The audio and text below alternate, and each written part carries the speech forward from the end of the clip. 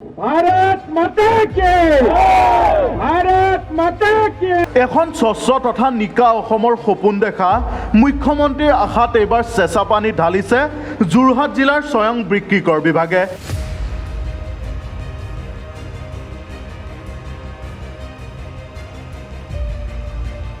কেৱল GST সংগ্ৰহৰ নামতে এইটো যোৰহাট জিলাৰ বিক্ৰীকৰ বিভাগত সংঘটিত হোৱা কোটি কোটি টকাৰ কেলেংকাৰীৰ অভিযোগে এতিয়া ব্যৱসায়ী মহলৰ লগতে ৰাজনৈতিক মহলতো তোলপাৰ লগোৱাৰ খবৰ ওলাইছে।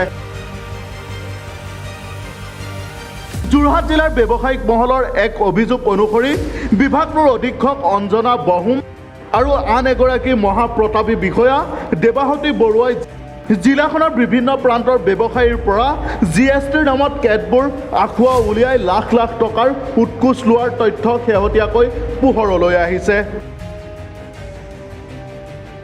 কেৱল সেয়াই নহয়, এই দুয়োগৰাকী মহাপ্ৰতাপী কৰ বিষয়াই জিলাখনত দুৰ্নীতি পোহাৰ মেলি আকৌ একাংশ ব্যৱসায়ীক নথিপত্ৰহীনভাৱে ব্যৱসায়ী চলাই যোৱাৰ অনুমতি দি চৰকাৰক কোটি কোটি টকাৰ ৰাজহ সংগ্ৰহত ফাঁকি দিয়া তথ্য সদৰি কৰিছে আন একাংশ ভুক্তভোগীয়ে।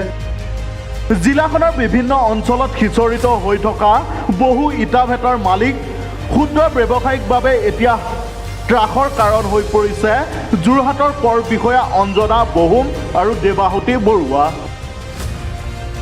এটেনশ্যন মুখ্যমন্ত্ৰী হিমন্ত বিশ্ব শৰ্মা ডাঙৰীয়া, ৰাজ্যৰ এনেবোৰ দুৰ্নীতি পুত যোৱা বিষয়াৰ বাবে দেশত বিগত এটা মাহতে হ্ৰাস পাইছে নেকি প্ৰায় 16.6% GST।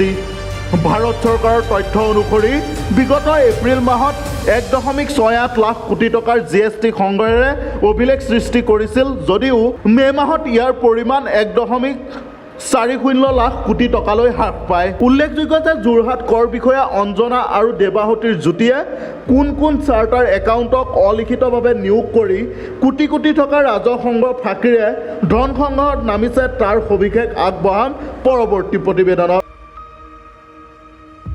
আনহাতে যোৰহাটৰ GST কেলেংকাৰী ক্ৰমাৎ ৰাজহুৱা হোৱাৰ লগে লগে কোনজন চাৰ্টাৰ একাউণ্টে সামাজিক মাধ্যমত নিজৰ পৰিচয় সলনি কৰিবলৈ চেষ্টা কৰিছে তাৰ সবিশেষ তথ্যৰ বাবে অপেক্ষা কৰিব লাগিব আমাৰ পৰৱৰ্তী প্ৰতিবেদনলৈ।